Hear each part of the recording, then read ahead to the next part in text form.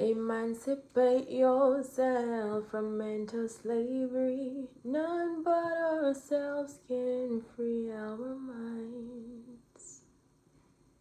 Did I really just sing that? I did. Today we're going to talk about slavery. I did not know I was going to start this video that way, but here we are.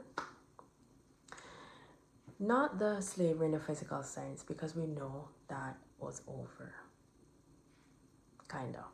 But we're going to talk about the kind that Bob wrote about in that song. I don't know if he wrote it, but he sang about it in that song.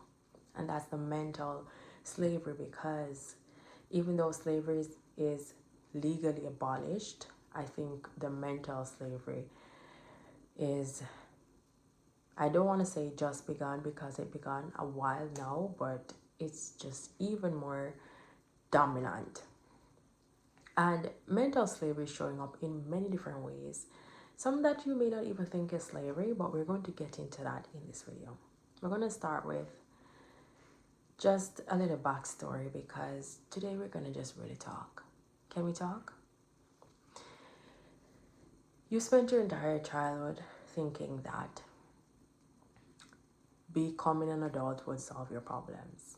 After all, especially in my case, everybody sang in my ear, go to college and get a good job. I went to college 3 times, the good job, still not found. And I know this is not a unique story to me. And to be honest, the people who sold the dream to my family, who everybody told me who went to college never went. So they thought that would be the solution, because they had a very challenging life and they never got to go to college. So probably they thought that would be the solution. So now I'm thinking, if they're saying it, it must be the solution. Then I go and realize it's not. When you look on the internet, you hear everybody saying college degrees are so useless. They're so worthless. And would have been great to hear before I started my first one. I don't know if it would have changed my mind, because I was so young and I didn't know the direction to take. So I just took the one that I thought was the right one. Then you also see where everybody who did not go to college, some of them are in their jobs for a while now. Some of them are thriving. Some of them seems to be living a way better life than many people who went to college, took out debt, got degrees, and still have to be doing the same job, sometimes at a lower rate, and having a lot more bills to cover. Now, it's hard to find a solution when you already went through it, and I would never tell anybody not to go, because at the end of the day, I picked up on a lot of skills that I learned during my college experience that I don't know if I would learn outside, and maybe I would, but maybe they would show up in different ways. And these are not just things that were taught in the classroom. These were things that I learned just from my experience outside. This was just like sharing space with people, learning to live with people, learning to work together, working, taking care of my responsibilities, being resourceful, and making ends meet, and just becoming a person who knows how to function, getting a real job, and all the responsibilities that come with just being outside of your parents' home. So there's a lot of things that I learned in those formative years that have helped me. So I wouldn't trade it. But I truly did not know this would be the reality. And for years, this has been my stance, right? Because I had a lot of people who went to college who are my peers. And, you know, they're always like, I didn't go to college to work at a call center or to work in those spaces. And I've always thought, like, what is so wrong with a call center? A job is a job, right? Because when I went through my first master's degree, I worked at a fast food joint to pay for that degree. And it paid for it. So the money is still money. But I wasn't accounting for the fact of what I'm realizing now, that yes, the money is still the money, but I didn't need to spend X amount of years going to college, paying X amount of dollars just to come make this money. because otherwise I could have just started making this money from the jump without the added stress of going to school for so long, right? So I get the place where that is coming from now, and it's a place that you just have to extend grace to yourself. One of the mental slavery is feeling like you have to live up to a life of everybody's expectation. I did that by going to college. I think I wanted to go, but I think it was mostly because I thought that was the right path because everybody was telling me to do it. Then I realized I'm the one left in the sinking sand, right? Because every time you go after something that somebody else wants you to go after, you realize the goalpost keeps moving further and further away. So you always have something to reach that you're being told you should reach, right? And then you get into this next mental slave, which is debt. I have shared my relationship with debt and just my journey overall. If you're not new here, you've probably heard this story like so many times. So I'm not going to go into it right now. But I've shared that story. And it has been a mental slavery for me. I've had to endure a lot of things that I would not choose to. I've had to just stay in spaces even after alignment left, and just to make sure that I was able to cover those bills and just not face public embarrassment. And for some people, this may not be a problem because I know people who are in way more debt and they don't seem concerned. And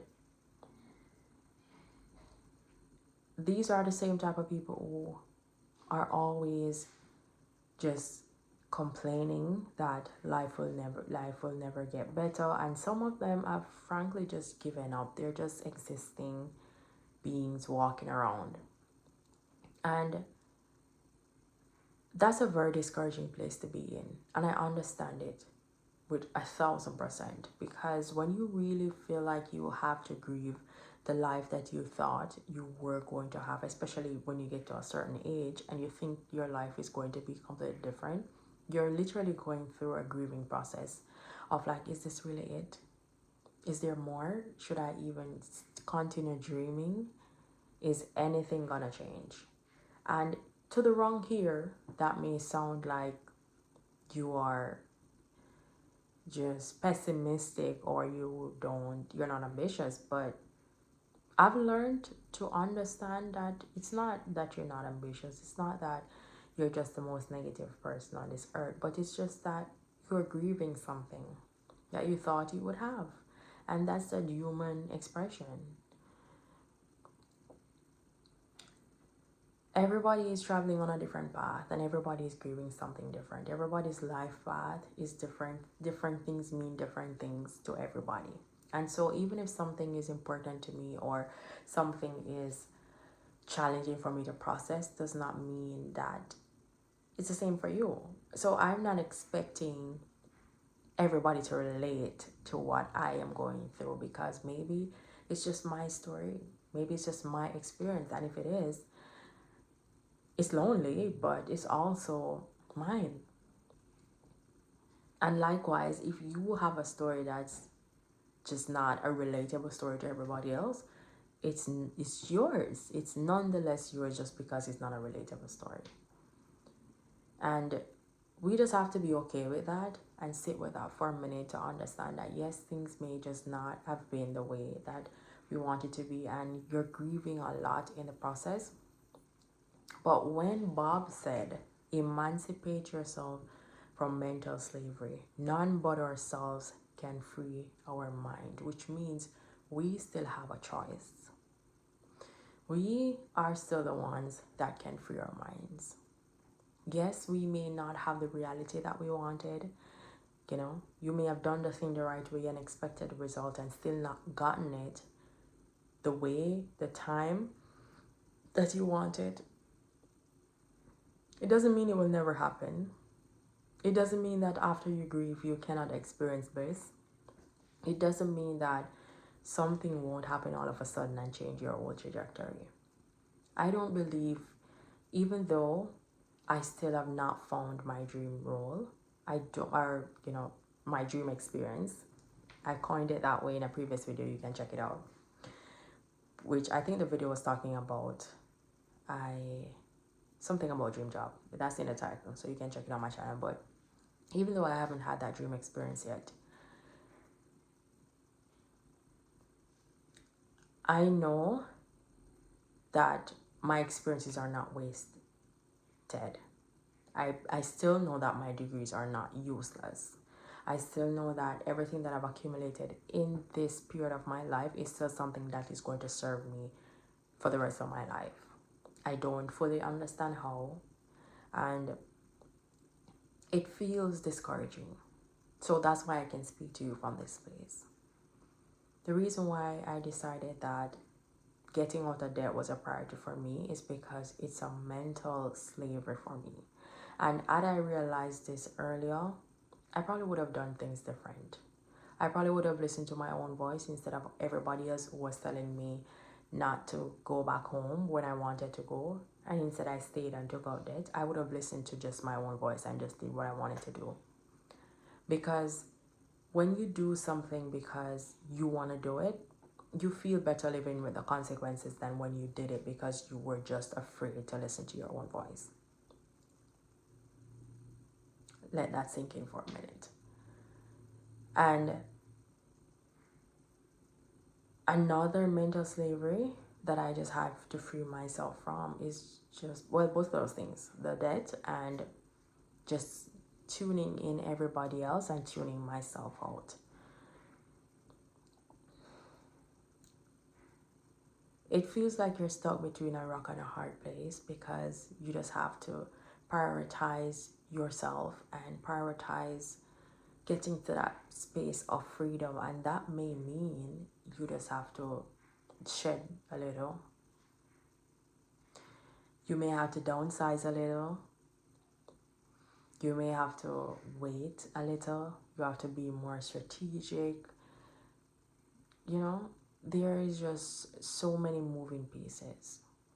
But I did not know that I would be in a space where, for me personally, I would rather live a life that is downsized, where I have peace in it, than one where it's just constant turmoil and frustration for me because I'm trying to live in other people's world and expectation of how I should be. Yes, I am up in my age and I've not achieved many things that I've wanted or thought I would by this age, and it's not because I haven't put in the work. I've put in the work, and that is the part that's hardest to sit with, because you could understand if you didn't do anything to create a different life, but you did,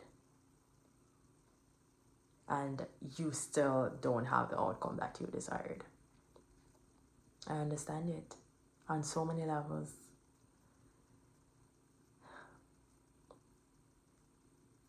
And it's not easy. And I'm not going to come on here and tell you, just suck it up. Life owes you nothing. And both of those things are true, to be honest, because life really doesn't owe us anything. But we take on a lot of mental slavery in our lives that starts to own us. And the moment we realize that, we have to just shed it. If that means that you're no longer the cool person, or you're no longer the person who is just going to accumulate excessive things just to seem like you have it, even though you know you just got into so much debt just to get those things.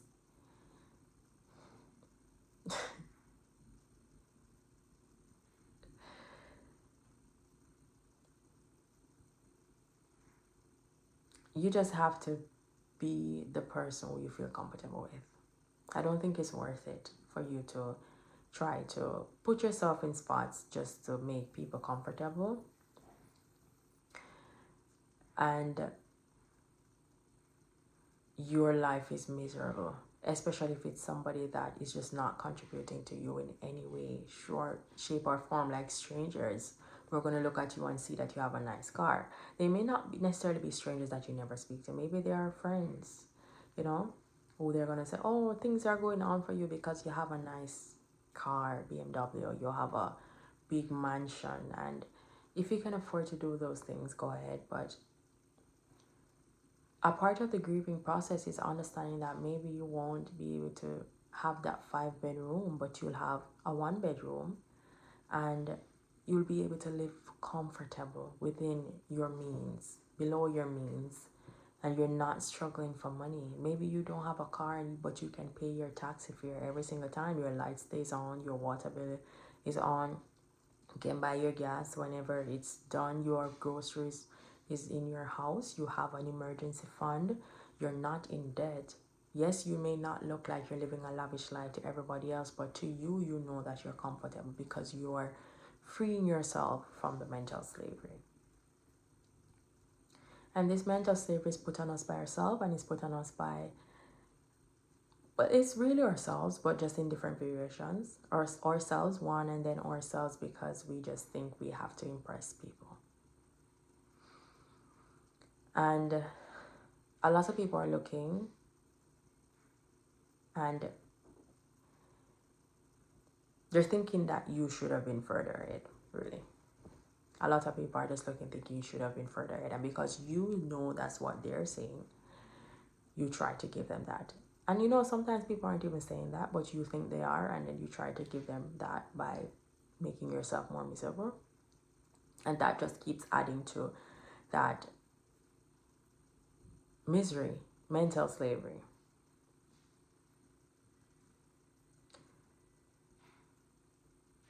If you get nothing from this video today, I want you to understand this.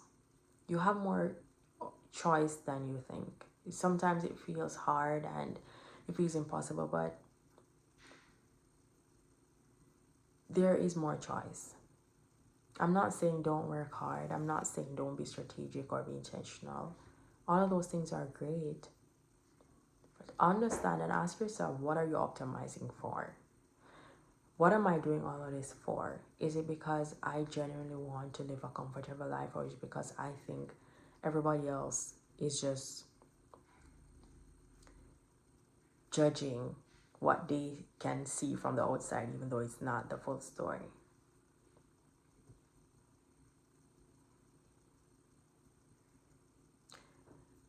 I would rather be able to retire and not have to work until I am 65, 70, 80 years old, 90 years old, because I stored my resources well. Then I try to impress everybody else, and we're all 70-year-olds going to the office like